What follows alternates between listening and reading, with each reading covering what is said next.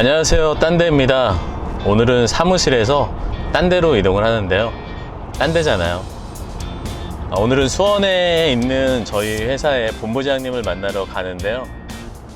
저희 회사에 입사한 지 저와 함께 일한 지 한 10년이 거의 넘은 것 같아요.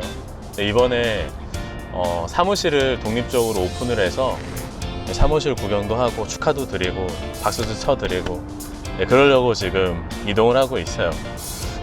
독립사무실을 오픈을 한다고 해서 이와 관련해서 대리점에서 이제 사무실 관련한 이야기를 잠깐 좀 해드리려고 카메라를 한번 켜봤어요. 보험사에서 근무를 하시면서 대리점을 알아보고 계시는 매니저 분들이나 지점장님들이 있잖아요.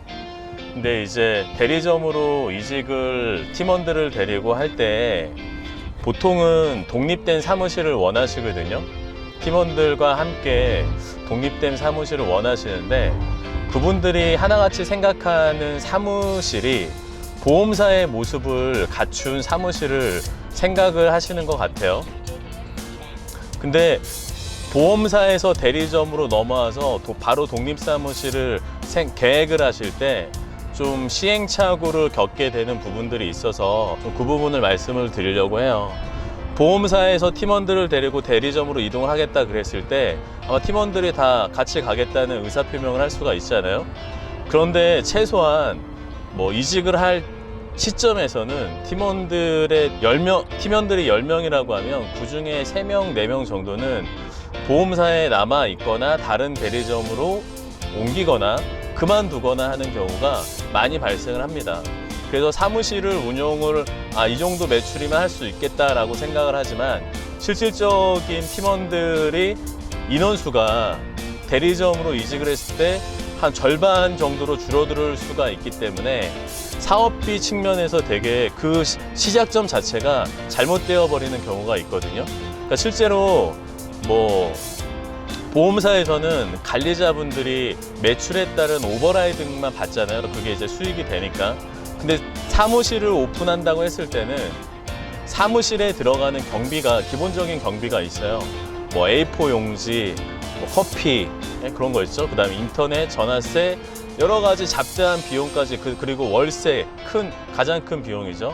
월세라든지 그런 부분들이 이제는 보험사에서 내주지 않거든요. 매출에 따라서 관리자가 그것을 매달 납부를 해야 되기 때문에 팀원들의 매출에 따른 커미션 그 차액만으로 그거를 충당을 하려고 할 수 있겠다, 분명히 이렇게 생각을 하더라도 실제로 우리가 관리자분들의 팀원들이 하는 매출이 계획했던 매출보다 더 작아질 수 있기 때문에 여기서부터 이제 이직을 하고 나서부터 한 6개월 정도가 지나면 오버라이드보다는 수익보다는 사무실 경비로 나가는 비용이 더 많아질 수가 있어요. 그래서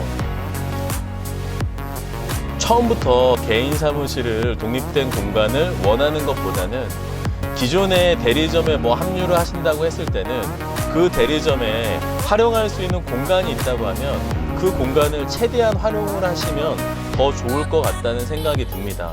그래서 실질적으로 함께 이직한 설계사분들의 매출, 그리고 그게 평균적으로 어느 정도 궤도에 올라왔다 했을 때 그 비용 경비를 계산을 해보면 이 정도 사무실은 운영할 수 있겠구나. 그때가 되면 실질적인 데이터잖아요. 그런데 처음에 옮길 당시에는 그 데이터 자체가 가상이기 때문에 많은 변수를 만들어낼 수 있거든요. 그래서 보험 대리점으로 이직을 고려하시는 팀은 반드시, 제 개인적인 생각에는 처음부터 사무실을 오픈을 해서 운영을 한다고 가정을 했을 때는 목표된 매출보다 더 적은 금액을 가정을 하고 계산을 해 보셔야 되고, 그보다 좀 더 좋은 방법은 기존에 공간이 있다고 하면 최대한 그 공간을 활용을 하신 후에 그 공간에서 충분히 인큐베이팅 기간을 가진 후에 실질적인 매출을 가지고 나중에 독립사무실을 오픈을 한다고 했을 때라도 그때 정확한 데이터를 가지고 계산을 하는 것이 더 좋다고 저는 생각을 하거든요. 그래서 오늘은 그냥 사무실이 갑자기 생각이 나서 간략하게 메시지를 한번 남겨봤고요. 저는 다시 수원으로 가보겠습니다.